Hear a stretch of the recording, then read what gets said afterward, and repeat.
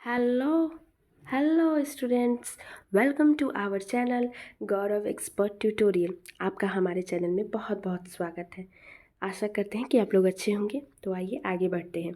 आज हम अपने चैनल में आंट जेनिफर टाइगर के बारे में पढ़ेंगे और इस वीडियो में हम आंट जेनिफर टाइगर जो पोएम है उसको डिटेल में पढ़ेंगे। ठीक है, तो आइए पढ़ते हैं। Aunt Jennifer's tiger.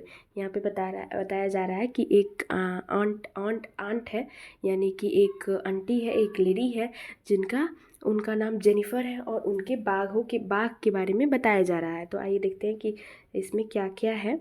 About the poet एड्रीन rich.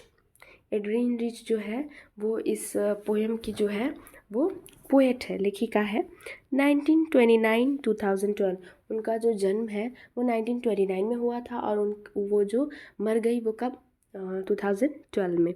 Was born in Baltimore Maryland USA, और वो यूएसए के मैरीलैंड में बेल्टिमोर में वो जन्म लिया था उन्होंने।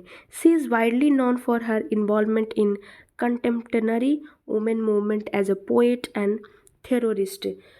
वो जानी जाती थी अपने वुमेंस की जो मूवमेंट है, यानी जो औरतें हैं उनके कलाओं के बारे में वो जानी जाती थी, यानी as a poet and theorist. वो जो औरतें हैं उनके बारे में वो लिखा करती थी और औरतों की जो काफ़ी मूवमेंट्स होती हैं, वो उनके ज़िंदगी में काफ़ी उतार चढ़ाव होती है, उनके बारे में वो लिखती थी। She has published 19 volumes of poetry, 3 collection of essay and other writing. वो जो है वो पहले वो 19 पोइट्री के 19 वॉल्यूम्स को उन्होंने वो पब्लिश कर चुकी थी, लिख चुकी थी। 3 कलेक्शन ऑफ एसे, 3 एसे के कलेक्शंस एंड अदर राइटिंग, और बहुत सारे दूसरी भी राइटिंग लिखी थी। A strong resistance to racism and militarism echoes through her works. The poem on Jennifer Tiger addressed the constraints of married life like a married life a woman experience। तो ये जो आंट जेनिफर टाइगर जो poem है, इसके through जो है poet ये बताती हैं कि एक जो शादीशुदा औरत होती है उनकी ज़िंदगी में वो क्या एक्सपीरियंस करती है, क्या महसूस करती है, वो अपनी शादी से क्या महसूस करती है, उन्हें अपनी शादी से क्या मिलता है, वो अपनी शादी को कैसे हैंडल करती है। तो ऑथर जो है वो यही बताया अपने काम के थ्रू, उन्होंने अपने काम के थ्रू यानी अपने वर्क के थ्रू यही सब बताने की कोशिश की है। और जो उनका पोएम है आंट जेनिफर टाइगर, उसके थ्रू उन्होंने यही बताया है कि जो एक शादीशुदा औरत है उनके लाइफ में क्या क्या उतार चढ़ाव होते हैं, वो क्या क्या महसूस करती है, उन्हें क्या क्या लगता है, वो कैसे कैसे रिस्पॉन्सिबिलिटीज़ निभाती हैं। तो आइए जानते हैं आगे। बिफोर यू रीड, ये पूरा पोएम पढ़ने से पहले हम जान लेते हैं कि क्या है यहाँ। What does the title of the poem suggest to you? Are you reminded of the other poems on tigers? तो ये जो यहाँ पे ये बताया जा रहा है, ये क्वेश्चन है, जैसे आपसे छोटा सा क्वेश्चन पूछा जा रहा है कि आप ये जो पोएम है इसके टाइटल से आपको क्या लगा, मतलब आप क्या आपके, जैसे आप किसी भी चीज़ को किसी भी स्टोरी होता है या किसी भी पोएम को के टाइटल को जब आप पढ़ते हो तो जब आप पढ़ते हो तो आपके दिमाग में एक फिगर होता है। तो उस फिगर से आप क्या, मतलब आप क्या सजेस्ट करते हो कि जब आप ये टाइटल पढ़ रहे हो एंड जेनिफर टाइगर्स, तो उससे आपके दिमाग में क्या आया? Are you reminded of other poems on tiger? क्या तुमने यहाँ अंट जेनिफर टाइगर के बारे में टाइटल को पढ़ा तो क्या तुम्हें टाइगर के बारे में और सारे पोएम्स याद आने लगे? यानी कि यहाँ पे टाइगर का जिक्र हुआ है, तो क्या तुम्हें टाइगर का नाम सुन के और सारे टाइगर्स के बारे में याद आने लगे? देखिए आगे पढ़ते हैं। Aunt Jennifer tigers prance cross screen. फिर यहाँ पे बताया जा रहा है कि आंट जेनिफर के जो बनाए चीते थे पर्दे पे दौड़ रहे थे, यानी प्रिंस क्रॉस स्क्रीन, यानी कि आंट जेनिफर जो थी वो पर्दे पर, यानी आपने देखा होगा कि पहले जो लोग थे वो एक कपड़े पे डिज़ाइन करती थी, फ्लावर्स की, टाइगर्स की, या बहुत सारी चीज़ों की वो डिज़ाइन करती थी, वो अपने घरों में डेकोरेट करती थी वो सब चीज़ें। तो वो कॉटन के कपड़े पे डिज़ाइन करती थी। तो ऐसे ही आंट जेनिफर टाइगर भी सूती के कपड़ों पे डिज़ाइन कर रही थी। क्या? तो बाग डिज़ाइन कर रही थी, और वो चीता जो है वो दौड़ रहा था, दौड़ते हुए चीते को वो बना रही थी।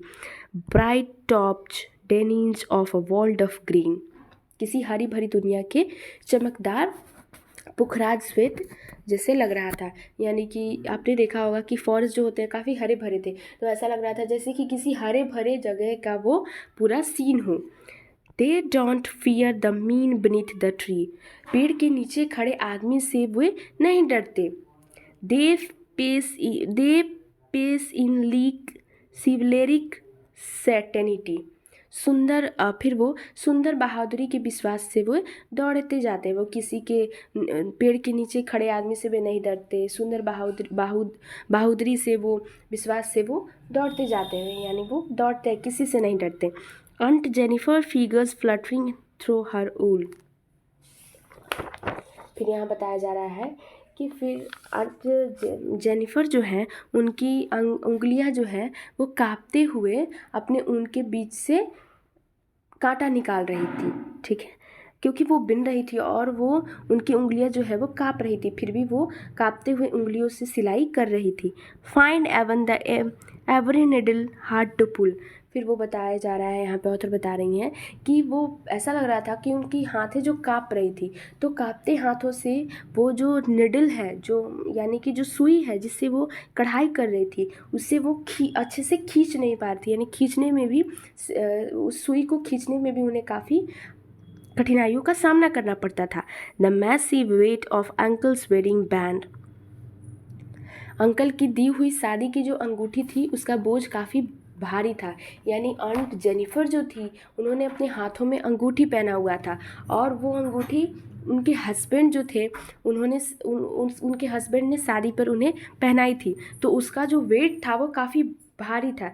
ऐसा नहीं था कि फिजिकली भी उसका वेट भारी था, उस अंगूठी का, यानी पोएट का कहने का मतलब है कि उस अंगूठी के वेट भारी नहीं थी, फिजिकली नहीं भारी थी, मेंटली भारी थी। यानी कि बहुत उस अंगूठी को अंकल ने पहनाई थी, तो उसके थ्रू उन्होंने बहुत सारी रिस्पॉन्सिबिलिटीज़ जो है वो आंट जेनिफर पे डाला था कि हाँ, अब मैं तुमसे शादी करके तुम्हें अपने घर लेकर आया हूँ, तो तुम्हें मेरी मम्मी पापा का सेवा करना पड़ेगा, उनको लुक आफ्टर करना पड़ेगा। उसके बाद मुझे तुम्हें सब कुछ करना पड़ेगा, मेरे कपड़े धोने होंगे, मेरे घर के काम करने होंगे, या बहुत सारी अदर रिस्पॉन्सिबिलिटीज़ भी तुम्हें निभानी पड़ेगी, मेरी रिलेटिव्स से तुम्हें अटैचमेंट बढ़ानी होगी। तो ऐसे बहुत सारी रिस्पॉन्सिबिलिटीज़ हैं, एक मैरिड वुमेन के लाइफ में ऐसा कुछ एक्सपीरियंस करना पड़ता है।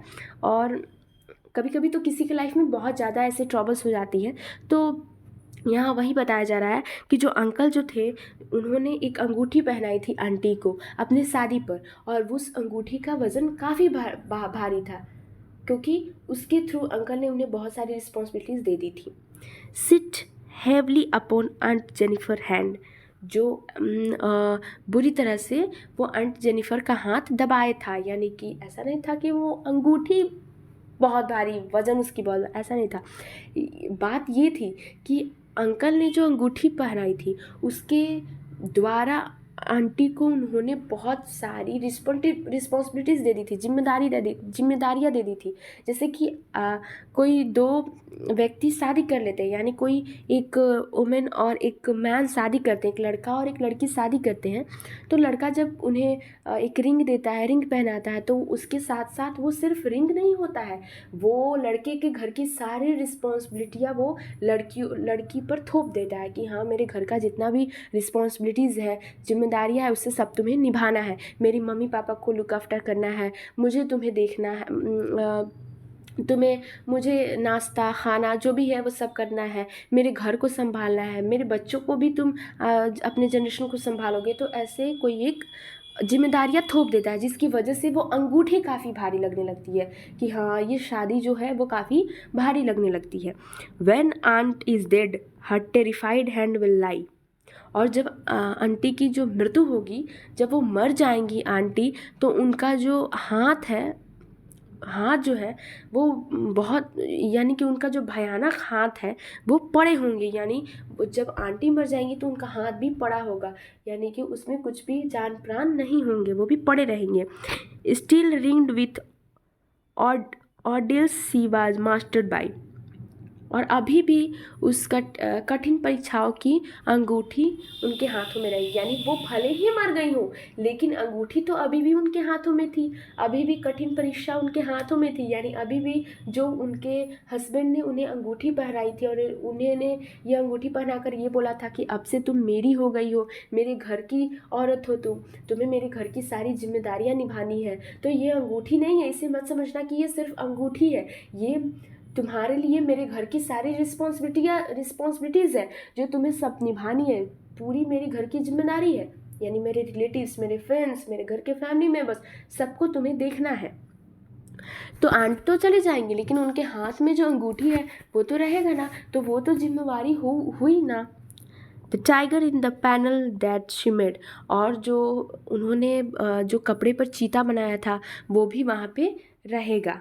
Will go on prancing proud and unafraid, यानी कि जो निर्भय दौड़ते चले जाएगा। यानी कि ये बताया जा रहा है कि टाइगर जो है वो किसी से नहीं डरता है, चीता जो टाइगर जो है, बाघ जो है वो किसी से नहीं डरता है, वो बिल्कुल निर्भय है, वो किसी से नहीं डरता है। यानी यहाँ पे ये बताया जा रहा है कि अंट ने जो टाइगर बनाया था, यानी वो जो टाइगर वो बनाई थी, जो बाघ उन्होंने बनाया था, वो काफ़ी निर्भय था। यानी इसका मतलब है कि वो काफ़ी बहादुर था, वो किसी से डरता नहीं था, वो किसी के कहने पे रुकता नहीं था, वो चलते जाता था, चलते जाता था, वो बिल्कुल निर्भय था, वो बिल्कुल कॉन्फिडेंट था, बहुत बहादुर था, बहुत होशियार था।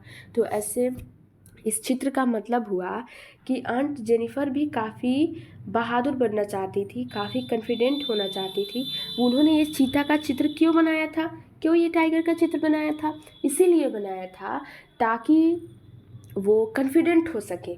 इस पिक्चर के थ्रू वो अपने एहसास को बताना चाहती थी। जैसे कि आप उदास होते हो तो आप कोई ड्राइंग बनाते हो, तो आप ऐसे बनाते हो कि एक लड़का है या एक लड़की है बहुत उदास है, तो उससे ये जाहिर होता है कि आप बहुत उदास हो। या जब आप चाहते हो कि मेरे अंदर कॉन्फिडेंस आए, मैं बोल्डली बोल पाऊँ, तो आप एक ऐसे चित्र बनाते हो जिसमें एक लेडी या एक मैन होते हैं, वो काफ़ी कॉन्फिडेंटली बोलते हैं, दौड़ते हैं, किसी से डरते नहीं है। या आप कोई कहानी लिखते हो जिसमें जो मेन कैरेक्टर होता है वो किसी से डरता नहीं है, यानी वो निर्भय होता है, एकदम आगे बढ़ता है बिना किसी रोक टोक के। तो ऐसे ही आंट जेनिफर तो ऐसे नहीं बन पाई क्योंकि अंकल के रिंग ने उन्हें काफ़ी बोझ दे दिया था, काफ़ी उन पर जिम्मेदारियाँ थी।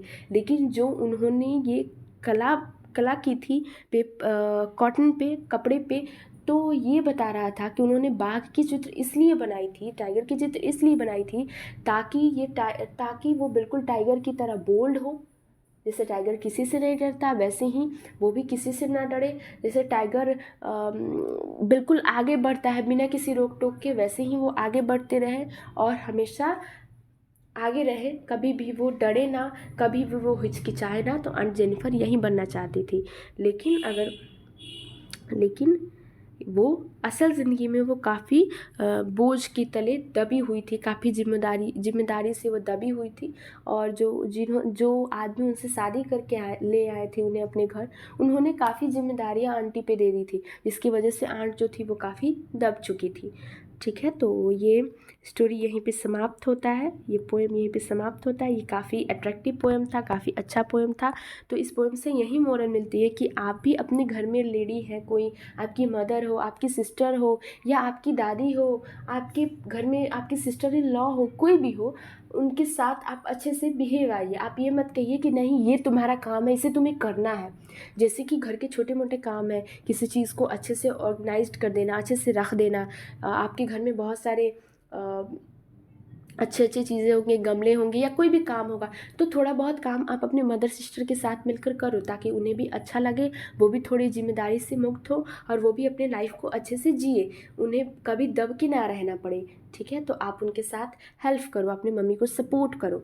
ठीक है, तो इस पोएम के थ्रू हमें यही मोरल मिलता है कि हम अपने घर के वुमेन हैं, जो औरतें हैं, उनके साथ अच्छा बिहेव करें, उन्हें कभी दबाए ना, उन्हें ये ना कहे कि ये तुम्हारा काम है और तुम ही इसे करोगी। नहीं, कभी कभी आप भी हाथ बटा दिया करो जब आपको समय मिले तो। ठीक है, और उन्हें हमेशा कॉन्फिडेंट महसूस करवाओ। ठीक है, तो इस पोएम को हम यहीं एंड करते हैं और फिर अगले वीडियो में अगले चैप्टर स्टोरी के साथ हम फिर मिलेंगे।